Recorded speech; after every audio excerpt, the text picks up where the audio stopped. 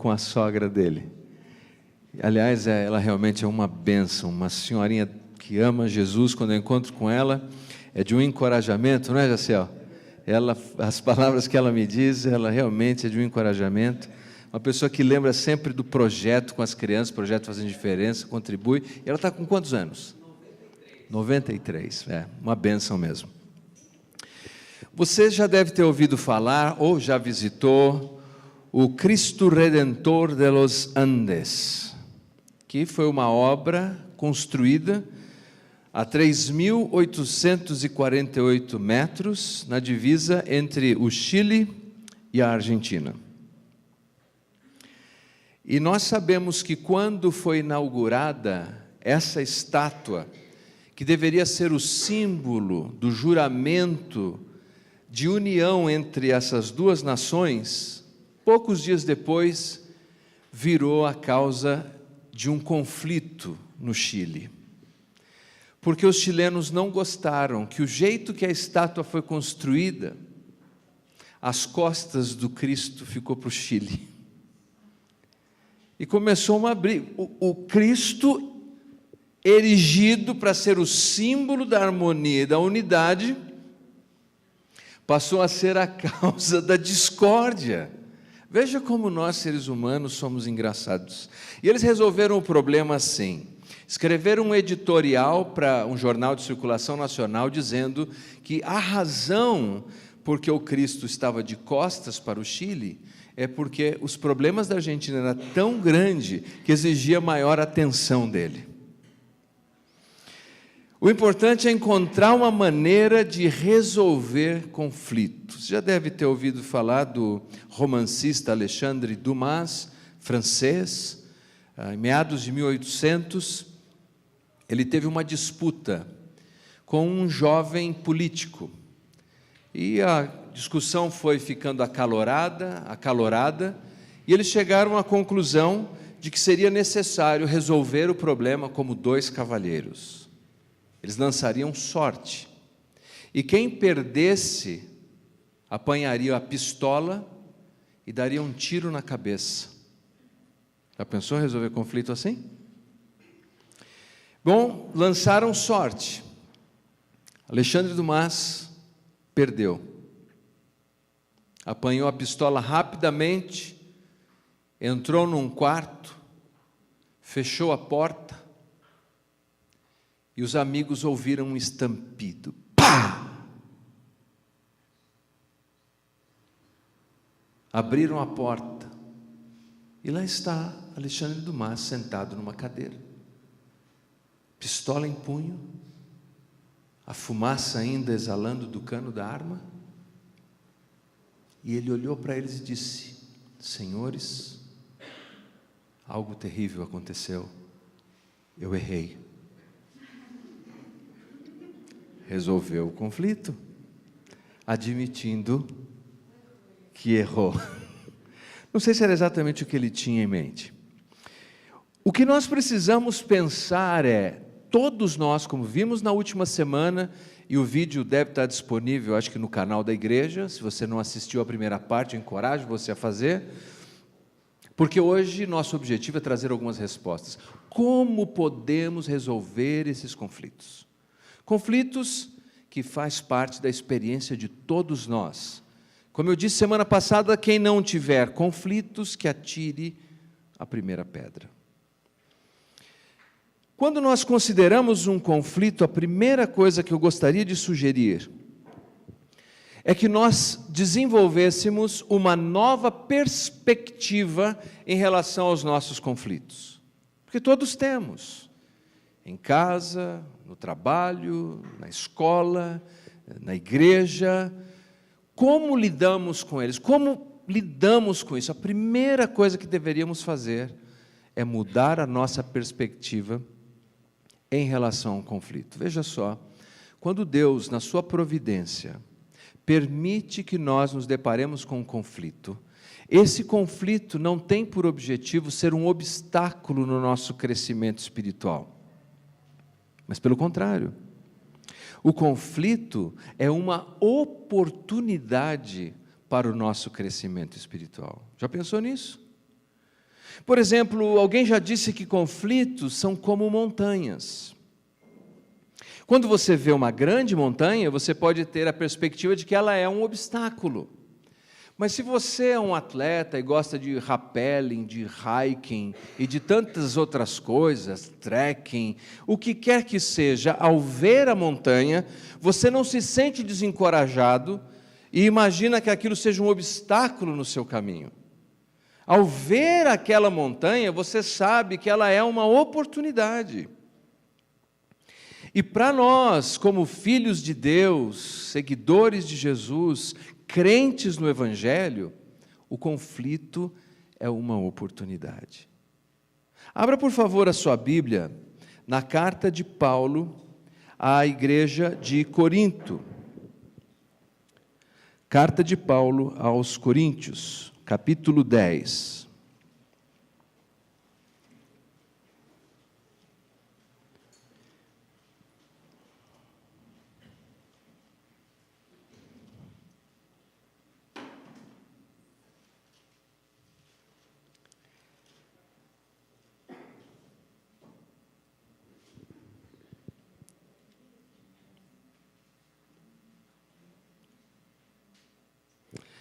Carta de Paulo aos Coríntios, no capítulo 8, capítulo 10, o apóstolo Paulo lida com um problema. O problema no contexto dessa carta era a comida sacrificada aos ídolos. Nós sabemos que no mundo gentílico, no mundo não judeu, no mundo pagão, era comum que as pessoas participassem nos templos de orgias. Nós conhecemos por bacanais na história, que é a adoração do deus Baco, por exemplo, e que consumiam alimentos sacrificados aos ídolos e fazia parte dessa celebração pagã. E a igreja estava dividida em relação a isso, porque a carne que sobrava desses templos era vendida no mercado por um preço inferior. E a dúvida que existia é se o crente, então, poderia comer ou não naquela carne. Paulo trata disso nessa carta aos Coríntios, no capítulo 8 e aqui no capítulo 10. Ao lidar com esse problema, Paulo dá um passo além da questão levantada, quando diz assim, no versículo 31, portanto, quer comais, quer bebais, ou façais outra coisa qualquer, fazei tudo para a glória de Deus. Paulo extrapola os limites do consumo dos alimentos para dizer que a nossa leitura da vida, comer ou beber, que são coisas fundamentais para a nossa existência, quer comais, quer bebais, ou façais qualquer outra coisa, faz para a glória de Deus.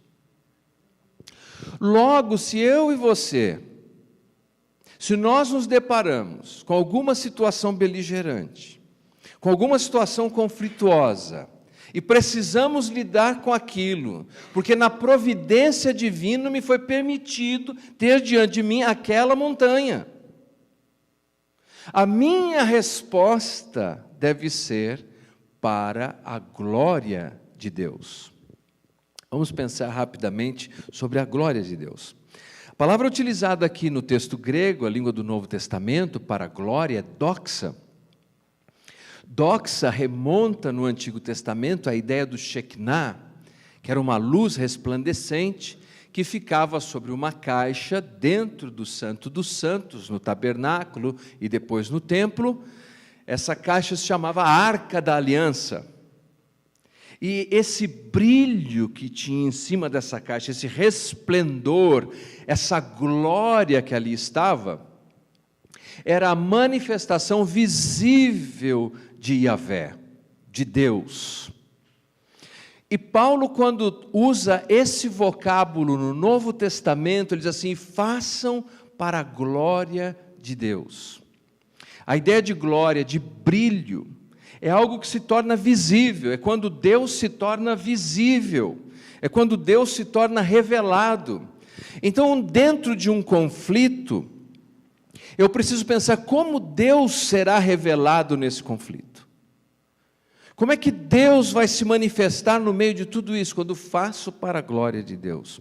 Outra maneira de entendermos a glória de Deus é honra. Se você tem uma Bíblia em mãos, abre em Lucas, capítulo 14, versículo 10, por favor. Lucas 14, 10.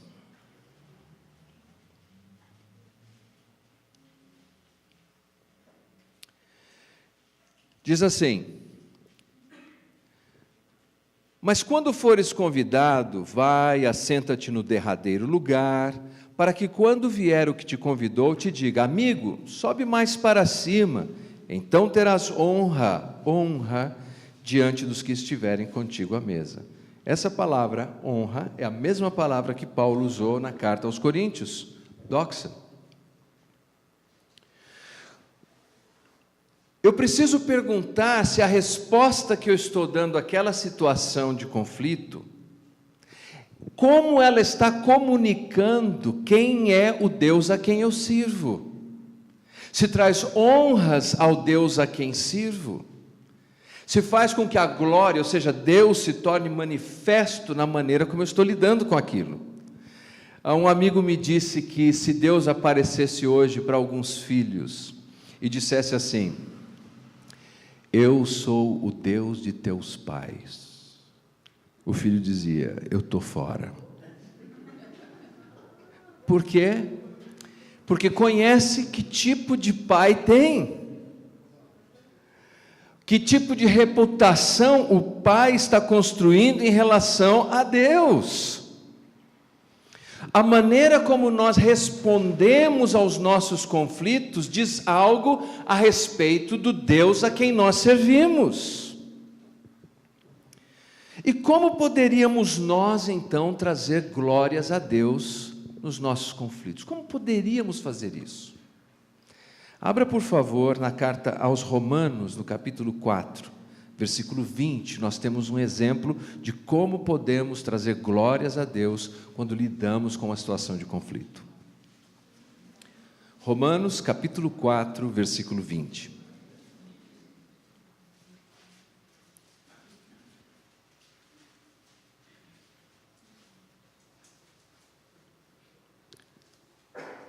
Se você encontrou, por favor, diga amém.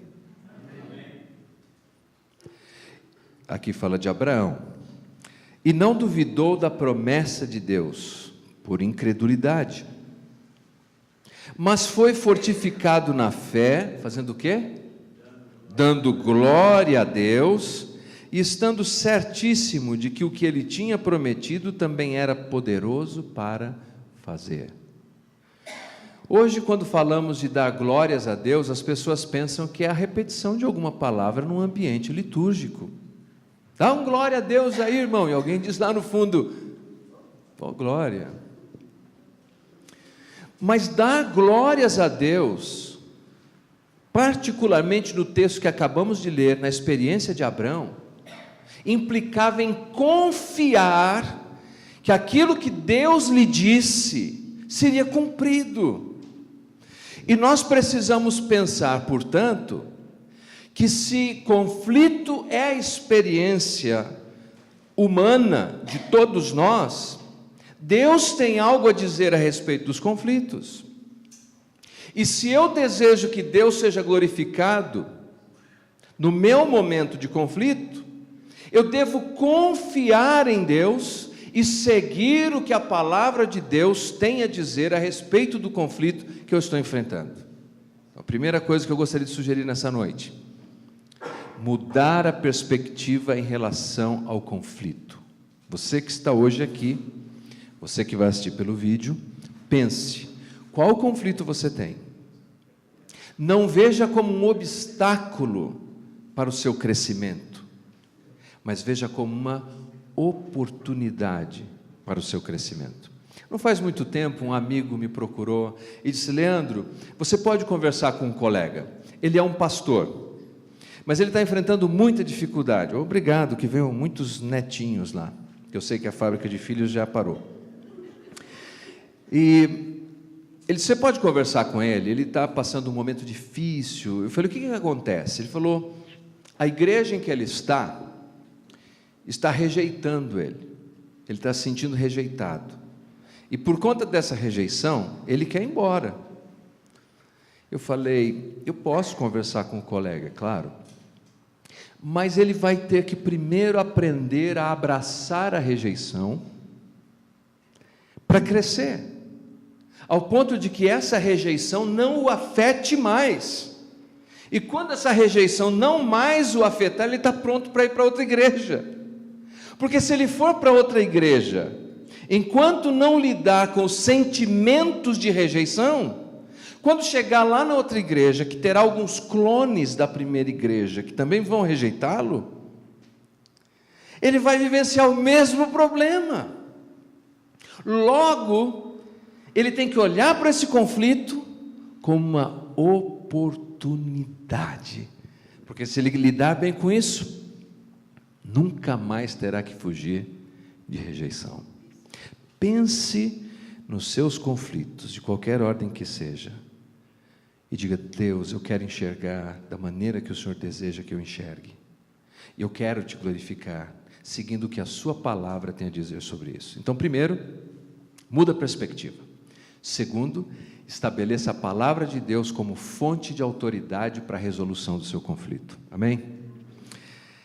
Eu e a Julie, no início do nosso casamento, nós brigávamos muito, agora brigamos mais, mas a gente tem mais regras agora. Antes a gente não tinha muita regra. Chegou um momento que a gente brigava tanto, Jaciel, que nós chegamos a pensar em lançar uma conferência, seria Congresso para Casais Incompatíveis. Se você é como nós, venha. Mas no primeiro ano que nós tivemos lá um conflito em torno de um dia de folga, porque eu gostava, aliás, gosto muito do trabalho e das coisas que faço, e eu achava que quando alguém me chamava de workaholic, era elogio. Eu ficava feliz de falar: você é workaholic, eu achava aquilo bom demais. Eu não sabia que era, na verdade, uma doença. E aí a Julie, no início do casamento, ela falou: olha, Leandro, você precisa estabelecer um dia de folga.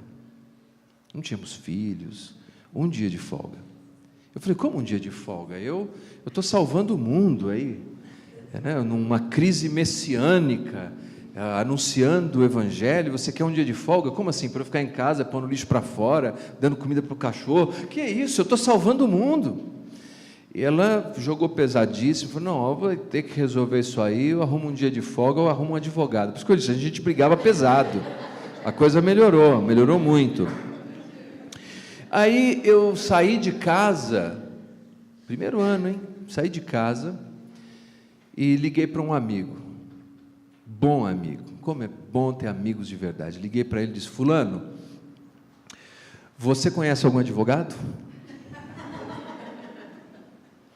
Ele me perguntou o que estava acontecendo, e eu expliquei para ele o que estava acontecendo, e ele disse assim: Leandro, você sabe o que a palavra de Deus tem a dizer sobre a sua situação? E me pôs no lugar. Falei: tua mulher está certa. Falei: o quê? Está certa. Você volta para casa agora e ouça a tua mulher. Eu falei: mas volta assim, rabinho no meio da perna? E é isso mesmo, é assim. E graças a Deus, olha aí, quantos anos se passaram e hoje nós temos netos e estamos populando a terra quase que sozinhos. Porque nós decidimos, que a Bíblia é a autoridade para resoluções de conflitos na nossa casa. E é isso, meus queridos, que nós temos que pensar. Quando nós falamos, por exemplo, de cosmovisão bíblica, quer dizer como se interpreta a vida, não só como se faz um culto, que música que toca, por onde que entra o coral, onde sai o coral, mas quer dizer que a nossa mente deve estar impregnada da palavra de Deus de tal modo que a nossa tomada de decisão e a nossa resolução de conflitos será baseada na Escritura, mesmo quando eu não entendo, mas eu sei que o Deus que promete na Escritura é poderoso para cumprir as suas promessas. Muito bem, então como é que as pessoas normalmente lidam com seus conflitos? Basicamente, as pessoas lidam de modo polarizado. Nós chamamos de ataque e de defesa. As pessoas que são do lado do ataque, quando se sentem ofendidas num conflito, elas dizem assim: eu mato você. As pessoas de defesa, quando estão num conflito, dizem: eu vou me matar. As pessoas de ataque num conflito dizem assim: você some daqui. A pessoa de defesa diz: eu vou sumir daqui. Pode observar, normalmente é esse pêndulo com o qual nós nos deparamos nos conflitos. Num conflito, a pessoa de ataque tende a ser o quê? Violento verbalmente e até fisicamente. Já a pessoa de defesa tende a ser aquele que nega. Como é que estão as coisas? Está bem. A gente se dá super bem. O vizinho fala: mas aquela gritaria, ele grita: não ouvi nada. É como imaginar que você entra na casa de alguém e fala: nossa, você tem um elefante na sala? Elefante? Não, eu não estou vendo. Mas olha aí, acabou de quebrar teu sofá. Não, já estava meio ruim mesmo das pernas. Mas você está pisando no excremento de elefante. Não, isso aqui é adubo que eu estou preparando. Nega. As duas respostas, ataque ou defesa, elas não são bíblicas. Fingir que não existe um problema não é solução de um problema. E lidar de modo mais agressivo com o problema também não traz solução para o problema. Veja você, recentemente eu vi uma notícia num jornal de um pai que ficou muito irritado com o filho que chorava num andador, era um sobrado. E a criança chorava, ele tinha que trabalhar no outro dia, ele foi se irritando, não conseguia lidar com as suas emoções, ele acabou chutando o andador. O problema é que o andador caiu pelas escadas abaixo. A criança teve múltiplas fraturas, inclusive uma fratura craniana. Agora, se nós pudéssemos chegar lá e perguntar se ele queria fazer aquilo, a resposta provavelmente seja não. Mas é uma pessoa que não aprendeu a lidar com os conflitos reais, intrinsecamente, extrinsecamente, dentro dele e fora dele. Por outro lado, eu estive, já faz um tempinho, graças a Deus, não passei bem, fui parar no hospital, e enquanto aguardava a minha vez, chega na emergência uma moça, sendo socorrida às pressas, brigou com o namorado, e tomou um produto químico tentando se envenenar. Uma banalização total da sua vida. E isso tem um nome técnico, chama-se suicídio da comunicação. Há quem diga de que de cada 10 pessoas que tentam o suicídio, especialmente as tentativas não violentas, são suicídios de comunicação. A pessoa não quer morrer, ela quer comunicar alguma coisa. E o que me espanta é que não poucas vezes esse tipo de situação está acontecendo aqui dentro da nossa igreja.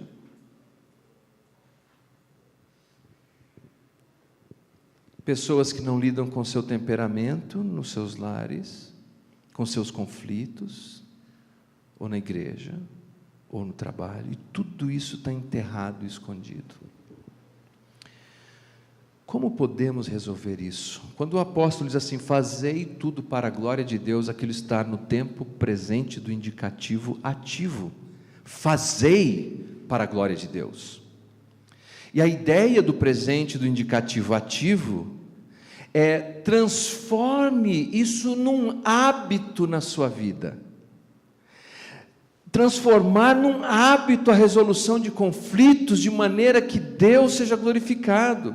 Você já criou um novo hábito? Já começou um novo hábito? Não é fácil. Um hábito pode demorar, em média, mais de 30 dias para ser desenvolvido, se for feito todos os dias. Você vê como o conflito é uma oportunidade? Porque quanto mais conflito eu tenho, mais oportunidade eu tenho de fazer algo para a glória de Deus. Transforme num hábito de pensar como essa situação pode ser vivenciada para a glória de Deus. Em Mateus capítulo 5, Nós encontramos vou deixar você localizar, Mateus capítulo 5, versículo 9. Mateus 5, 9.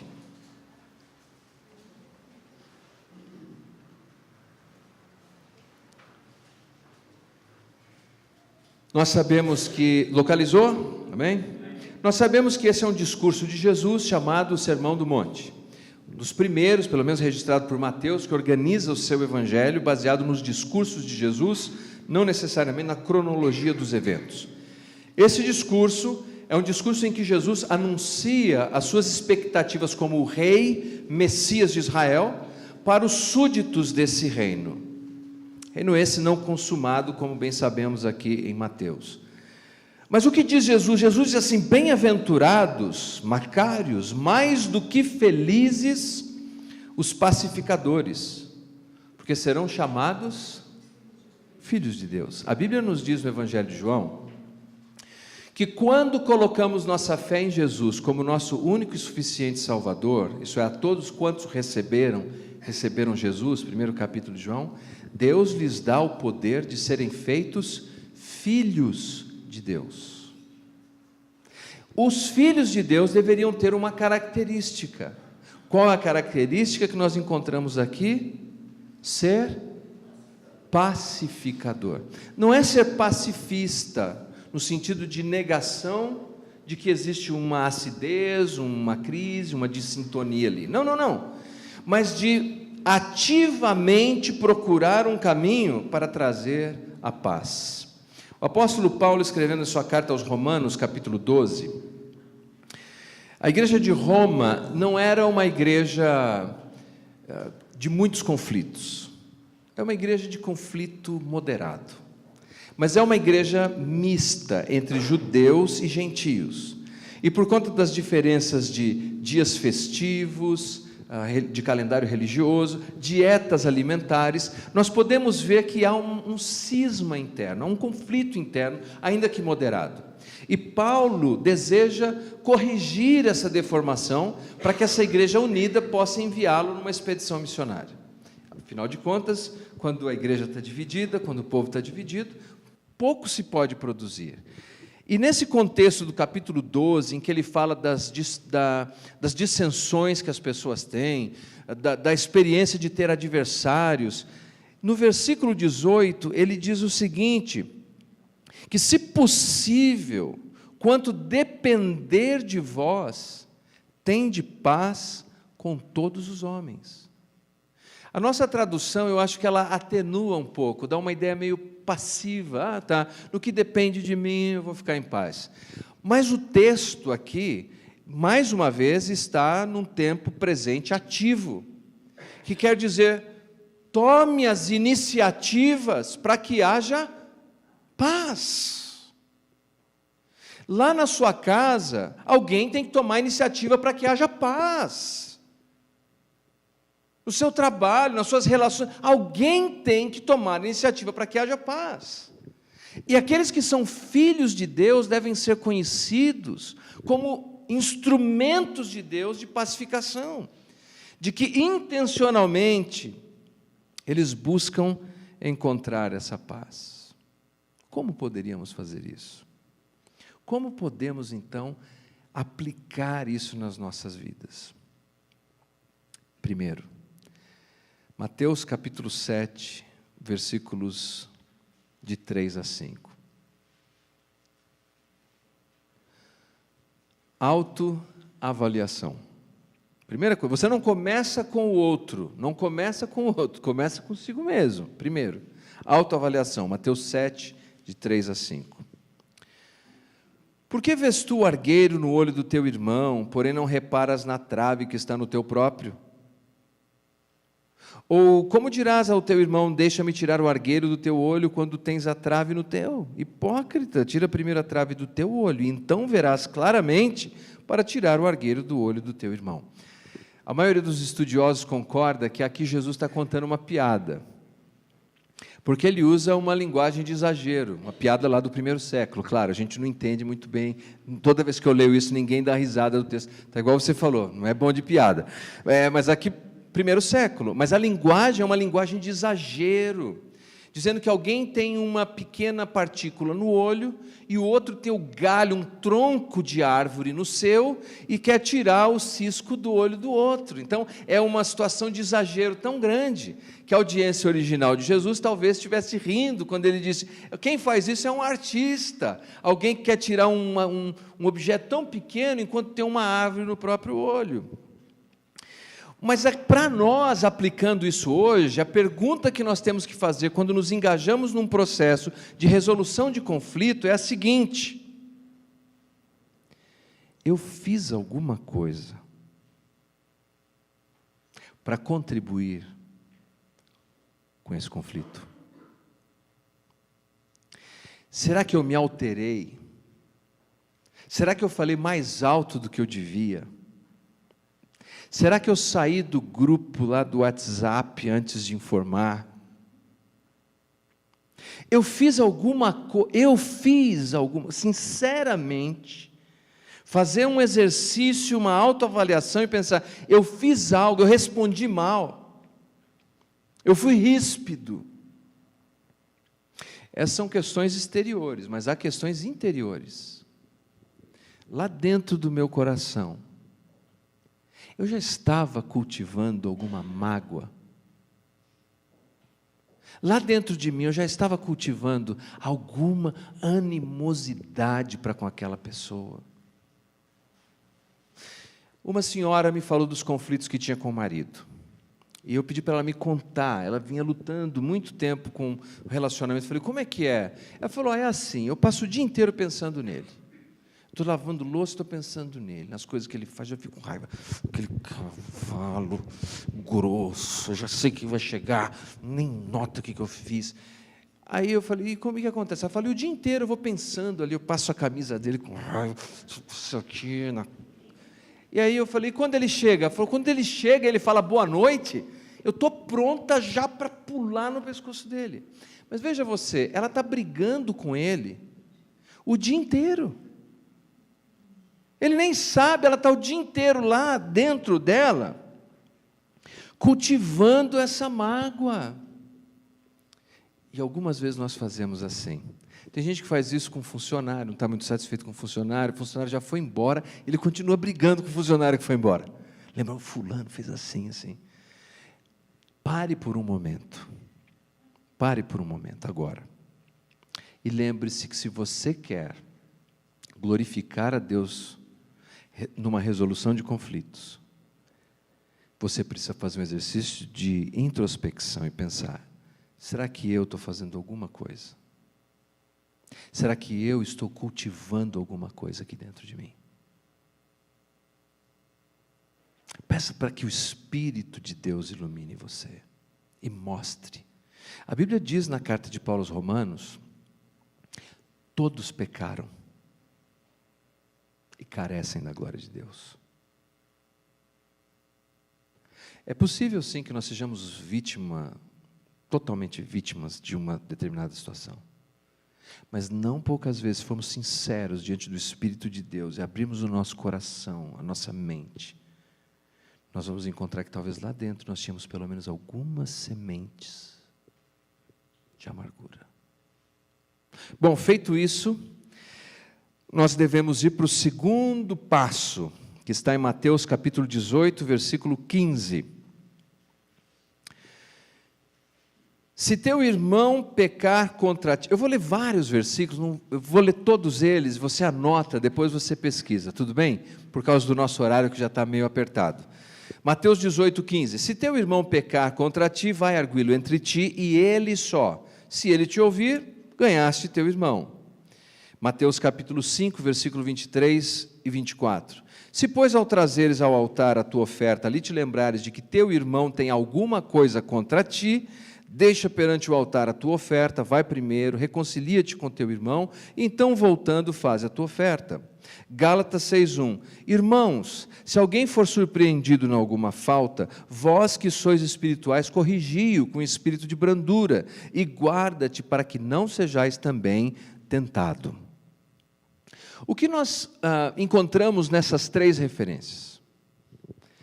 que quando eu vivencio uma experiência de conflito, de qualquer natureza, eclesiástica, familiar, etc., não há espaço para simplesmente ignorar isso.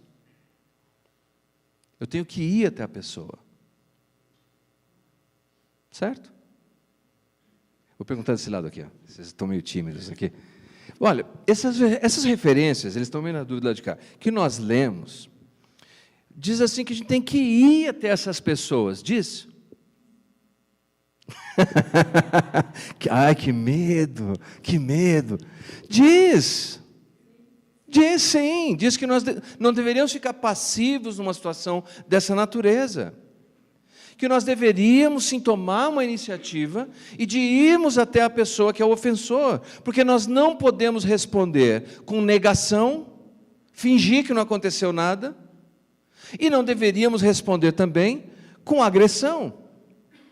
Mas nós devemos buscar um caminho para o quê? Para a pacificação. É a resposta bíblica, é a autoridade da palavra de Deus, é o desejo de Deus. E aqui é importante, que é claro que quando nos dispomos a fazer isso, o objetivo aqui não é ir armado. Agora sim. Porque se tem alguém aqui que é da área do ataque, eu falo, você tem que ir lá falar com o irmão, ele fala, era isso mesmo que eu queria. Quando terminar aqui, eu vou lá falar com ele. Tem um amigo meu que pastoreou no interior do sertão, no Nordeste, e, aliás, ele faleceu, esse irmão, está promovido, lá não tem mais nenhum conflito, onde ele está desfrutando de alegrias indizíveis, mas quando vivo ainda, ele me disse, Leandro, pastorear aqui em São Paulo é muito fácil. Lá, o irmão chega para mim, com uma peixeira, e diz assim, pastor, o fulano me ofendeu muito, eu não sei se eu furo o bucho dele, se eu não furo. Aqui a pessoa fala, eu acho que eu não vou mais falar com fulano, não quero mais ter contato com ele. Ele falou, lá, o cara está com a peixeira na minha frente, eu não furo. Aí eu fico na dúvida, se eu falo, irmão, não fura, e aí ele me fura. Se eu falo, fura, ele fura, aí eu furo outro. Ele falou, é complicado.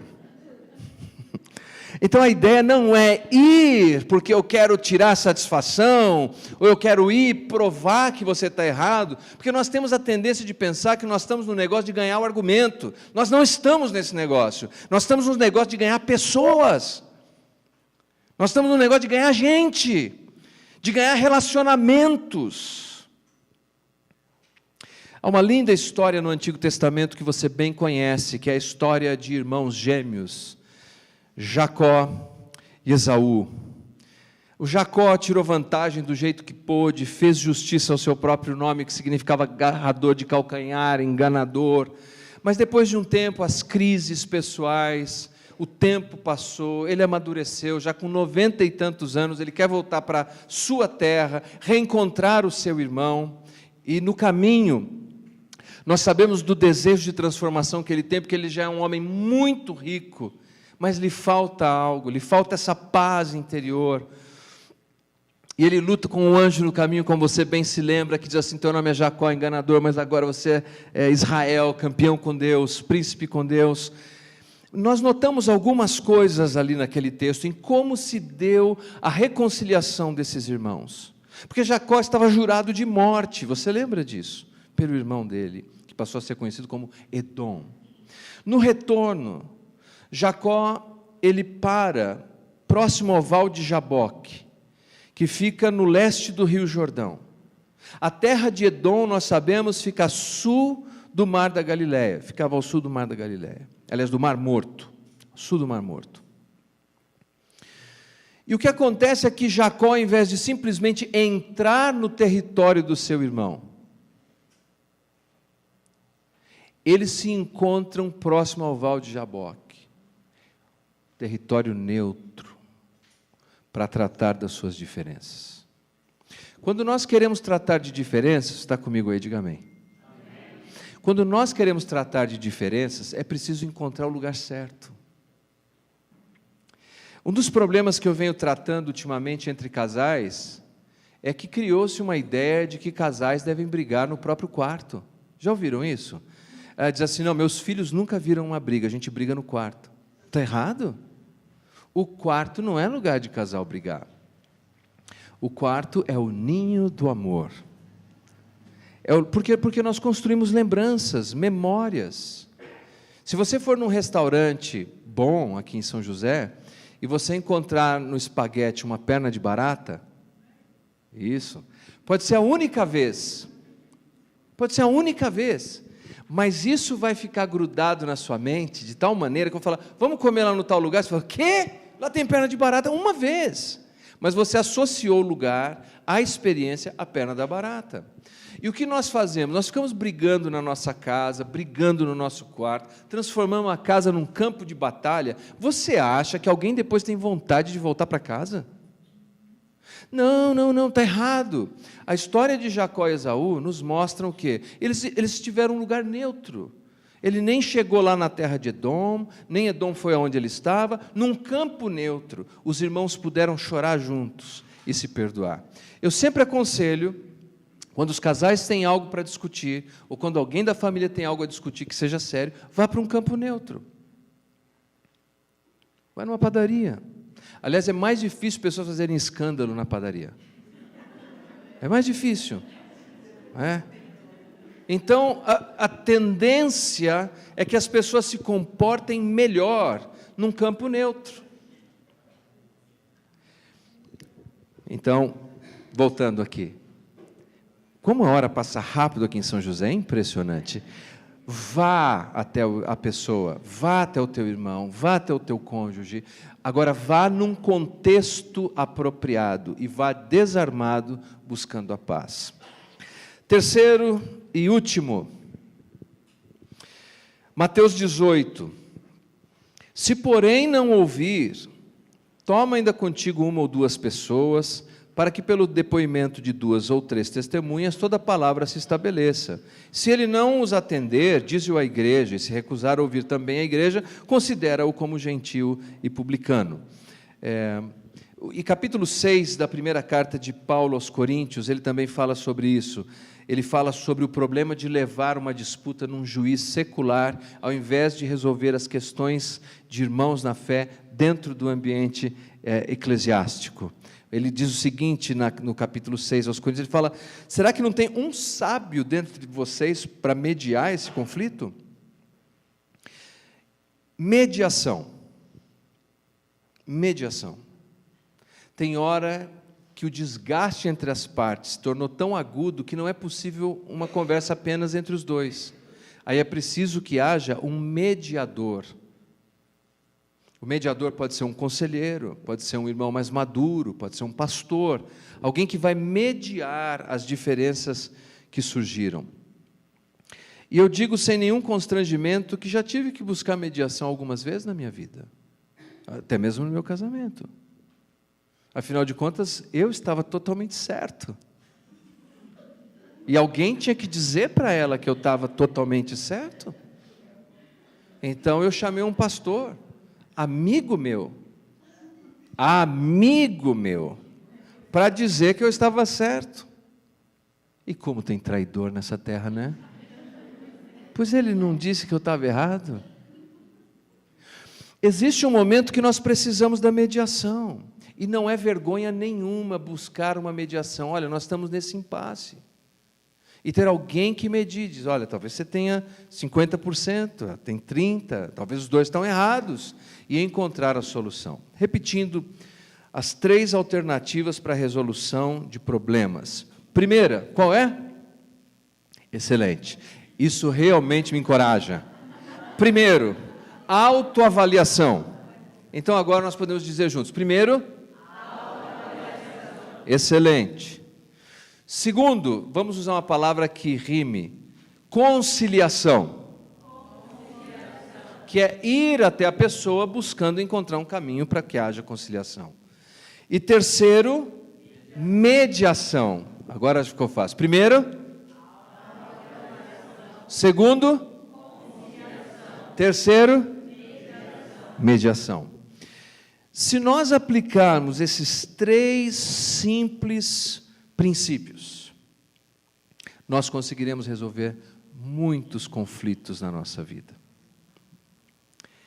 Meu horário estourou e eu quero fechar com uma fábula. Obrigado, eu gosto de ouvir isso. Quase 1 hora e dizer já. Obrigado, Deus te abençoe, viu? Tem uma fábula que conta que na América do Norte, 2 pássaros estavam conversando. Então um pássaro perguntou para o outro: qual é o peso de um floco de neve? O que o pássaro respondeu: é quase nada. Ele falou: você sabe que um dia, o primeiro pássaro, eu sentei num galho e eu fiquei observando quando a neve caía, silenciosa, quase nada. Eu estava tão entediado que eu contei 3.741.953 flocos de neve caindo sobre o galho. Mas você sabe que quando caiu o 3.741.954, o galho caiu, e era quase nada, e bateu as asas e se foi. Aí o outro passarinho ficou pensando e disse: puxa, talvez esteja faltando uma voz para promover a paz. Talvez falte só um floco de neve, que é quase nada. E talvez eu seja o pássaro que deveria fazer isso. E bateu asa e se foi. Hoje, cada um de nós vai bater asa e vai decidir se vai fazer diferença nas escolhas relacionais, para que biblicamente os conflitos possam ser resolvidos, porque eles podem.